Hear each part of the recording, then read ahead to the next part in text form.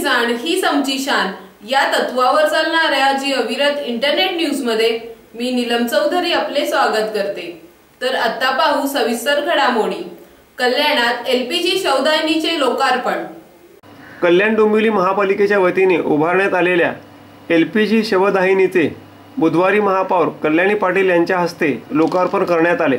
कल्याणमधील लाल चौकी येथील स्मशानभूमीत ही शवदाहिनी सुरू करण्यात आली आहे। यावेळी कल्याण पश्चिमेचे आमदार नरेंद्र पवार हे देखील उपस्थित होते। बदलत्या काळानुसार लोकांची विचारधाराही बदलत असून अंतिम संस्कार करताना लाकडांचा वापर करण्याऐवजी शवदाहिनीचा वापर करण्याकडे अनेकांचा कल असतो। नागरिकांची ही गरज लक्षात घेऊन महापालिकेने ही एलपीजी शवदाहिनी उभारली आहे। या शवदाहिनीमुळे प्रदूषण देखील कमी होण्यास मदत होईल। विशेष म्हणजे शवदाहिनीसाठी कोणतेही शुल्क आकारण्यात येणार नसल्याची माहिती महापौरांनी दिली। कल्याण डोंबिवली महानगरपालिकेतर्फे आधारवाडी लाल चौकी स्मशानभूमी येथील एलपीजी शवदाहिनीचा लोकार्पण सोहळा या ठिकाणी संपन्न झालेला आहे। त्याच्या निमित्ताने वाढतं नागरिकीकरण शहरामधलं लक्षात घेता बऱ्याच वेळेस स्मशानभूम्यांमध्ये एका वेळेस 6-6, 7-7 बॉडीज येतात आणि आल्यानंतर मग बऱ्याच वेळेस धावपळीचं जग असल्यामुळे नागरिकांना वेटिंग करावं लागतं आणि संपूर्ण स्टँड भरलेले असतात।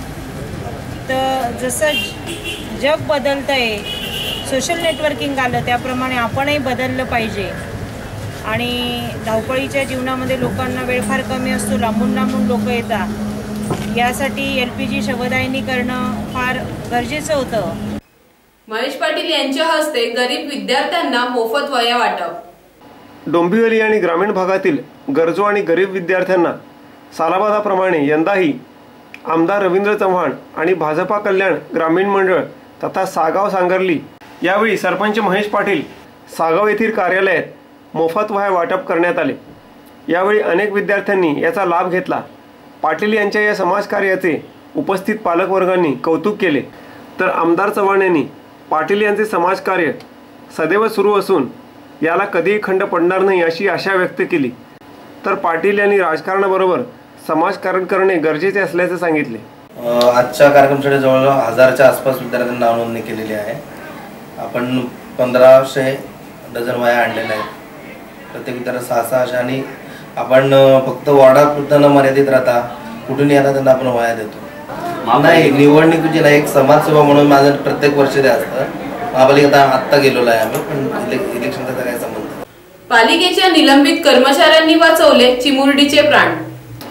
कल्याण डोंबिवली महापालिकेच्या डोंबिवली विभागीय कार्यालयासमोर जीवनज्योत नामक हॉस्पिटल आहे।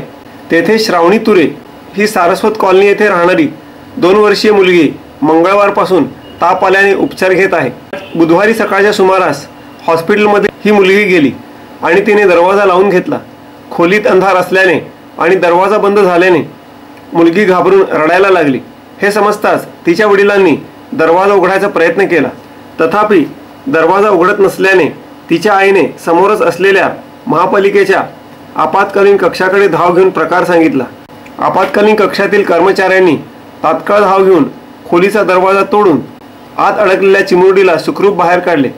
यातील निलंबित कर्मचारी विनोद लखेश्री, जॉन सॅम्युअल, मिलिंद गायकवाड यांच्यासह कक्षातील सर्व कर्मचाऱ्यांचे, मुलीची आई चित्रा आणि वडील योगेश तुरे तसेच हॉस्पिटलच्या डॉक्टर अश्विनी आचार्य यांनी कौतुक केले। तर याचबरोबर हे बातमीपत्र संपले। नमस्कार।